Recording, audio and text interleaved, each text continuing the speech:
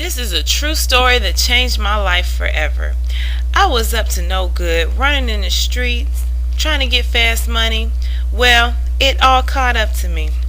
While in jail, I met my cellmate. Now, for her privacy, we'll call her Bumbalea Quinkiki de la Isha. Now, I know that sounds long, but it was that crazy in real life. So we'll call her Isha for short. Anyway, Isha seemed cool at the time. She was into some of the same things I was into. We assembled for population mostly all day, so there was a lot of interaction with the rest of the girls. Well, this one particular girl, we'll call her G for short, just didn't like Isha. I don't know if Isha offended her or they knew each other before jail, but G just wasn't feeling her. This one particular day, G got up in Isha's face, threatening to kill her. The guards rushed in and sent both of them to their cells.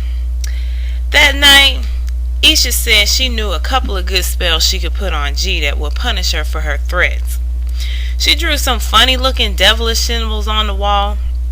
Now, let's pause for a second, 'cause I was raised in church, but I kind of strayed away. So at the time I was like, cool, okay. She said she needed first name, last name, and birthday, and that it was all on her armbands. She just needed someone to go get it. I told her I would go get it.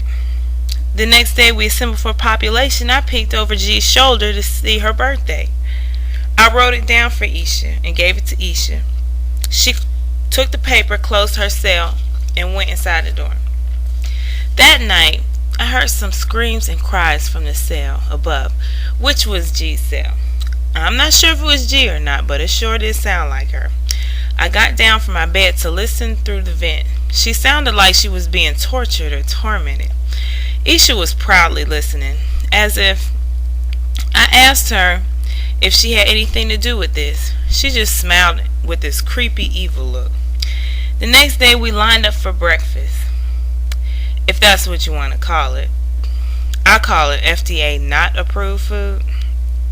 G was standing slightly out of line, eyeballing us, especially Isha, with the most hateful look I've ever seen. But G never said anything to Isha.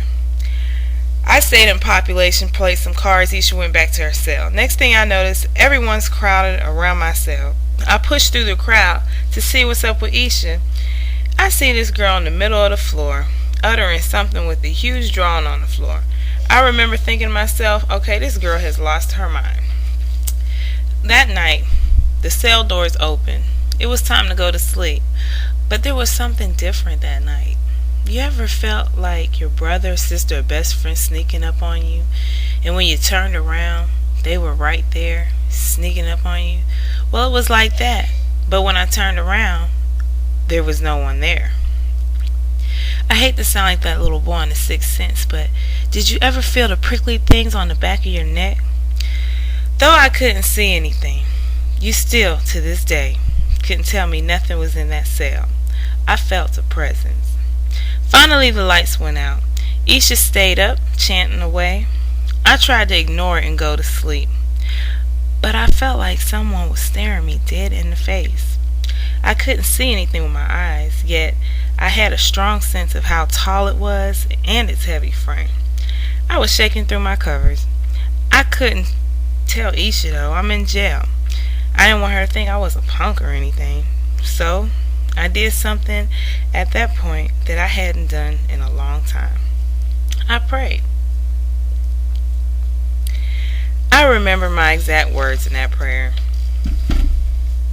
I said, Lord, please forgive me for all my sins and show me mercy by getting rid of anything in this room that is unlike you. As I continued to pray, something started to happen. I slowly felt comfort and peace and warmth. I felt like I could sleep again. I got up to check on Isha to see if her spells were still working. She had this lost look on her face. I asked her about the spell. She told me it wasn't working. I asked why not. She said because somebody's praying. Right then and there, I realized the power of prayer. Besides, it's not like I was on my knees or had my hands in praying position. I wasn't praying out loud.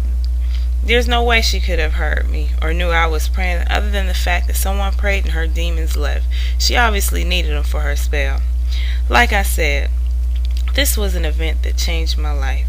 It was then I realized the power of God. It was then I realized the power of prayer. Have you tapped into your power yet?